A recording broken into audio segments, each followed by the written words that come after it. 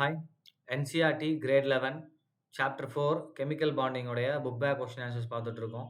Question number 4.28. What is the total number of sigma and pi bond in the following molecules அப்படின்னு கேட்டிருக்காங்க. So A and B கொடுத்துருக்காங்க. இதில் எதில் வந்து நமக்கு sigma bond and by bond எவ்வளோ இருக்குது அப்படின்னு சொல்லணும். ஃபஸ்ட்டு பாருங்கள் A காம்பவுண்ட் பார்த்தீங்க அப்படின்னா C2H2 அப்படின்னு இருக்கு. ஸோ இதுக்கு முதல் ஸ்ட்ரக்சர் நீங்கள் எழுதணும். இது என்னது ஒரு எத்திலீன் மாலிகுல் அசிட்டிலின் மாலிகுல். அப்போ எப்படி வரும் நமக்கு C triple bond C hydrogen and hydrogen வரும். ஸோ இதானது இந்த மாலிகுலுடைய ஷேப்பு.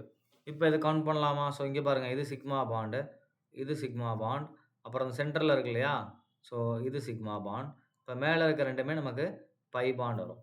அப்போ கவுண்ட் பண்ணி சொல்லுங்கள் பார்க்கலாம்.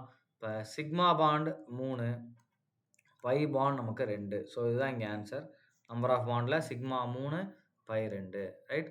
ஸோ அதே மாதிரி பி பாருங்கள் ஸ்ட்ரக்சர் C2H4 கொடுத்துருக்காங்க.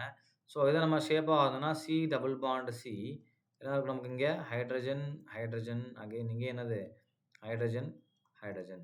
ஸோ இதில் நம்ம என்ன பண்ணலாம், சிக்மா அண்ட் பையை லேபிள் பண்ணலாம். ஸோ இது ஒரு சிக்மா பாண்ட், இது ஒரு சிக்மா பாண்ட், இங்கே ஒன்று சிக்மா, இங்கே ஒரு சிக்மா, அண்ட் இங்கே ஒன்று சிக்மா, இன்னொன்று பிறகு நமக்கு பை பாண்டாக இருக்கும், ரைட். அப்போ இங்கே வந்து சிக்மா பாண்டோட கவுண்ட் பாருங்கள், 1 2 3 4 5 மொத்தம் 5. So sigma bond 5 and by bond பார்த்தீங்கன்னா 1. ஸோ சிக்மா 5, பை பாண்ட் வந்து நமக்கு 1, ரைட். ஸோ இங்கே இதுதான் ஆன்சர். நம்பர் ஆஃப் பாண்ட் தான் கேட்டிருக்காங்க. ஃபர்ஸ்ட் ஒன்ல சிக்மா 3, பை 2. செகண்ட் ஸ்ட்ரக்சர் எத்திலீனில் சிக்மா 5 பாண்ட் இருக்குது, பை பாண்ட் ஒன்றே ஒன்று தான் இருக்குது. தேங்க்யூ.